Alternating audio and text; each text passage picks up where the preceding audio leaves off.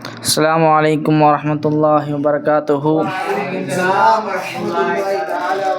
نحمده ونصلي على رسول الكريم. أما بعد فقد قال الله تعالى في القرآن الكريم وفي القرآن المجيد بعد أعوذ بالله من الشيطان الرجيم. بسم الله الرحمن الرحيم. إن الله ملائكته يصلون على النبي يا أيها الذين آمنوا صلوا عليه وسلموا تسليما. اللهم صل على سيدنا محمد وعلى آل سيدنا محمد وبارك وسلم عليه.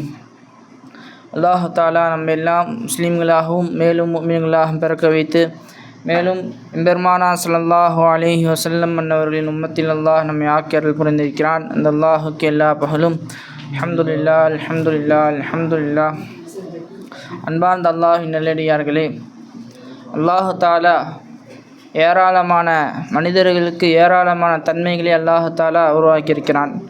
அந்த தன்மைகளில் மிகவும் சிறப்பானது சகிப்புத்தன்மையாக இருக்கிறது. நண்பர்களே, இன்றைக்கு எத்தனையோ மக்களிடத்திலே சகிப்புத்தன்மை இல்லாததன் காரணமாக அவர்களிடத்தில் அதிகமாக சண்டை சச்சரவுகள் போன்ற நடவடிக்கைகள் அதிகமாக இருக்கிறது. நண்பர்களே, பெருமானா ஸல்லல்லாஹு அலைஹி வஸல்லம் எந்தளவு சகிப்புத்தன்மையோடு இருந்தார்கள் என்று சொன்னால், ஒரு முறை பெருமானா ஸல்லல்லாஹு அலைஹி வஸல்லம் அவர்கள் ஒரு இடத்தில் சென்றிருந்த பொழுது அங்கு ஒரு வயதான பெண்மணி அவர்கள் இரண்டு மூட்டையை சுமந்து கொண்டு சென்றிருந்தார்கள்.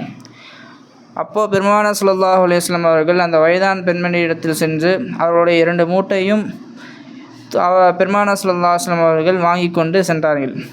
அந்த நேரத்திலே பெருமானா ஸல்லல்லாஹு அலைஹி வஸல்லம் அவரிடத்தில் அந்த வயதான பெண்மணி சொல்கிறார்கள், இங்கே ஒரு முஹம்மது என்ற நபர் இருக்கிறார், அவர் மிகவும் மக்களிடத்திலே குழப்பத்தை ஏற்படுத்தி கொண்டிருக்கிறார்கள் என்று பல வார்த்தைகளை கொண்டு திட்டிக் கொண்டே அந்த பெருமானா ஸல்லல்லாஹு அலைஹி வஸல்லம் இடத்திலே சொல்லிக்கொண்டே செல்கிறார்கள். அவர்கள் எல்லை வந்த பின்பு பெருமானா ஸல்லல்லாஹு அலைஹி வஸல்லம் அவர்கள் அவருடைய இரண்டு மூட்டையும் அந்த பெண்மணி இடத்தில் கொடுத்துவிட்டு செல்கிறார்கள். அப்போ அந்த வயதான பெண்மணி கேட்கிறார்கள், இவ்வளோ நாள் நீ கூட வந்து எப்போ அவன் பேர் என்னப்பா கேட்டபோது நீங்கள் இவ்வளோ நாள் திட்டினீங்களே, என் பேர் தான் முஹம்மது என்று சொன்னார்கள். முஹம்மது என்று சொன்னாங்க. அப்போ அந்த இடத்திலே இவ்வளோ சகிப்புத்தன்மையோடு பெருமானா ஸல்லல்லாஹு அலைஹி வஸல்லம் அவர்கள் வந்த காரணமாக அந்த பெண்மணி அவர்கள் அந்த இடத்திலே இஸ்லாத்தை தழுவியதாக வரலாற்றில் எழுதுகிறார்கள். அதே போன்று ஒரு முறை பெருமானா ஸல்லல்லாஹு அலைஹி வஸல்லம் அவர்கள் உம்ரா செய்யும்படி ஒரு கனவு கண்டார்கள். அதற்காக வேண்டி ஹிஜ்ரி 6ஆம் ஆண்டு பெருமானா ஸல்லல்லாஹு அலைஹி வஸல்லம் அவர்கள் உம்ரா செல்வதற்கு பெருமானா ஸல்லல்லாஹு அலைஹி வஸல்லம் அவர்களும் நிறைய மிகுந்த சஹாபாக்களும் அவர்களும் மதீனாவிலிருந்து மக்காவிற்கு உம்ரா செய்வதற்காக வேண்டி கிளம்புகிறார்கள். அந்த இடத்தில் சென்றிருக்கும் பொழுது ஒரு இடத்தில் வந்த பொழுது அந்த உதைபியா என்ற இடத்தில் வந்த பொழுது மக்காவாசிகள் பெருமானா ஸல்லல்லாஹு அலைஹி வஸல்லம் அவர்கள் சந்தித்து ஒரு உடன்படிக்கை செய்கிறார்கள். அங்கே என்ன என்று சொன்னால், இப்போ மக்காவில் நாங்கள் உம்ரா செய்ய விட மாட்டோம் என்று அந்த காஃபிர்கள் பெருமானா ஸல்லல்லாஹு அலைஹி வஸல்லம் இடத்தில் சொல்கிறார்கள்.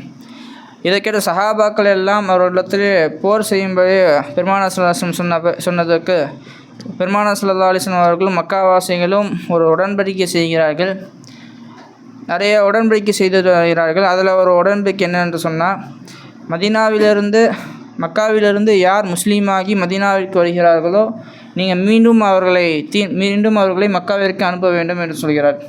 அதேபோல் யார் மதீனாவிலிருந்து இஸ்லாத்திலிருந்து விலகி கொண்டு மக்காவிற்கு வருகிறார்களோ நான் அவர்களை மீண்டும் மதீனாவிற்கு அனுப்ப மாட்டோம் என்று ஒரு உடன்படிக்கை காஃபிர்கள் செய்கிறார்கள். இதை கண்டு சஹாபாக்கள் எல்லாம் அதிகமாக கடும் கோபம் அடைகிறார்கள். அந்த ஒப்பந்தத்தையும் பெருமானா ஸல்லல்லாஹு அலைஹி வஸல்லம் அவர்கள் சகிப்புத்தன்மையோடு அவர்களிடத்தில் ஒப்பந்தத்தை ஏற்றுக்கொண்டார்கள். அதன் பின் அல்லாஹ் தாலா எந்த அளவு வெற்றி கொடுத்தார்கள் என்று சொன்னால், மக்கா முழுவதையும் அல்லாஹ் தாலா இந்த சகிப்புத்தன்மையாக இருந்ததன் காரணமாக அல்லாஹ் தாலா ஒரு 2 வருடத்திலே பெருமானா ஸல்லல்லாஹு அலைஹி வஸல்லம் இடத்திலே மக்கா முழுவதையும் அல்லாஹ் தாலா கொடுத்து விட்டான். நண்பர்களே, இதன் காரணமாகத்தான் சகிப்புத்தன்மை மிகவும் முக்கியமானதாக இருக்கிறது.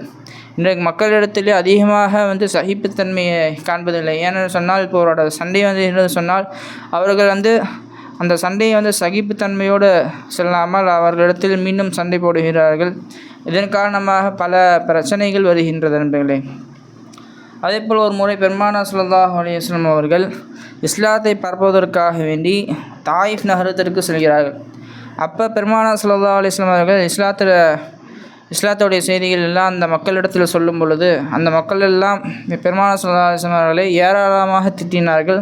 அது மட்டுமல்லாமல் சிறுவர்களெல்லாம் வைத்து கல்லடிக்குமாறு என்று ஏவினார்கள். இதை கேட்டும் பெருமானார் ஸல்லல்லாஹு அலைஹி வஸல்லம் அவர்கள் சகிப்புத்தன்மையோடு சென்றார்களே.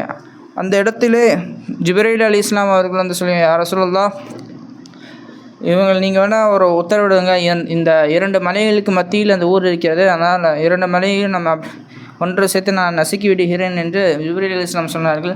அப்போ பெருமானார் ஸல்லல்லாஹு அலைஹி வஸல்லம் சொன்னாங்க, இவங்க முஸ்லீமாக விட்டாலும் இவர்களுக்கு பின்னால் வரக்கூடிய அவருடைய பிச்சடலங்கள் வந்து இஸ்லாமை ஏற்கும் என்று அந்த பெருமானார் ஸல்லல்லாஹு அலைஹி வஸல்லம் சொன்னார்கள் என்பதிலே. அந்த சகிப்புத்தன்மையோட அதன் பின்பு இப்போ வந்து இன்றைக்கு அந்த தாயிஃப் நகர் எப்படி இருக்குதுன்னு சொன்னால், இப்போ தமிழ்நாட்டில் ஊட்டி கொடைக்கானல் எப்படி கூலிங் பிளேஸாக இருக்கிறதோ என்று சொன்னால், அதே போல் வந்து இப்போ மக்காவில் சவுதி அரேபியாவில் வந்து இப்போ தாயிஃப் தான் வந்து மிக மிக குளிரான இதாகவும் இருக்கிறது. அது மட்டும் இல்லாமல் எல்லா வகையான பழங்களும் அந்த தாயிஃப் நகரத்தில் தான் கிடைக்கிது நண்பர்களே. ஆகையால் அதிகமாக நாம் சகிப்புத்தன்மையோடு வாழ அல்லாஹ் தஆலா உங்களுக்கு எனக்கு தௌஃபீக் செய்வானாக. வாஹிரு தஅவானா அல்ஹம்துலில்லாஹி ரப்பில் ஆலமீன். அஸ்ஸலாமு அலைக்கும் வரஹ்மத்துல்லாஹி வபரகாத்துஹு.